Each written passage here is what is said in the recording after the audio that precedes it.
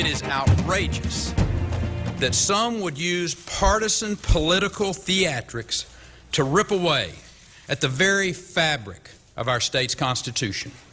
I intend to fight against those who would erode our state's Constitution and laws purely for political purposes, and I intend to win.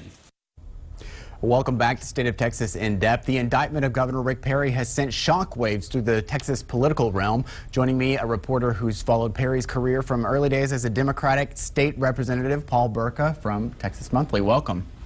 Thank you. What do you think's changed with Perry since way back then when he was a state legislator to now facing indictment? Well, I think he is a much shrewder and sharper politician. He's had many, many years to hone his persona that he has now. It's a good persona. Republicans love it. He's very combative. We saw that when he was running for president the first time and threatened the head of the Federal Reserve for coming to Texas and telling him how we might treat him down here. And Perry has really cultured that kind of angry fellow persona, and I think it works for him. Speaking of a lot of angry people, there have been several Democratic lawmakers that have called for him to resign after that. Do you think that's even a possibility he's considering? Not a chance in the world. No chance whatsoever.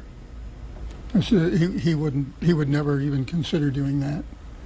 Perry's not a give-up guy, and I think the Democrats are silly to even bring it up.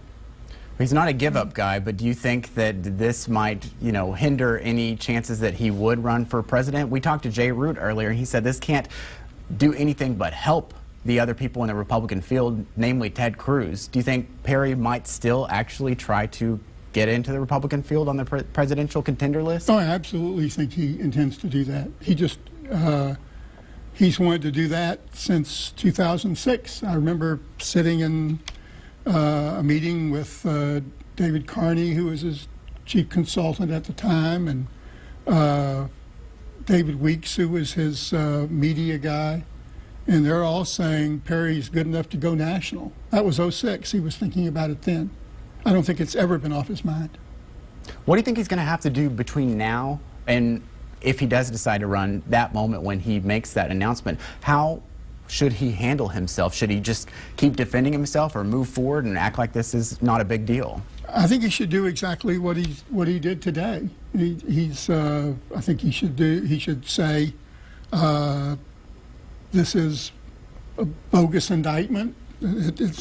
I'd say the word I would use would be hyper-technical. It's pretty hyper-technical. And the way he painted Rosemary makes her look terrible, and I think it will engender a lot of sympathy for him along the way. Now, there are a lot of people who don't like him. He's a very good politician. He knows how to use theatrics. We saw it down on the border, and it's worked well for him. Knowing that a case like this, I look back at Tom DeLay, it stretched out over multiple years. If that's the case with Governor Perry, don't you think that the American people would wonder, do we really want to elect someone to be the president of the United States if he's got this hanging over him, and who knows what could happen? Well, I think that'll certainly be something he'll have to deal with. But I think Perry is very popular among Republicans, and particularly among evangelical Republicans.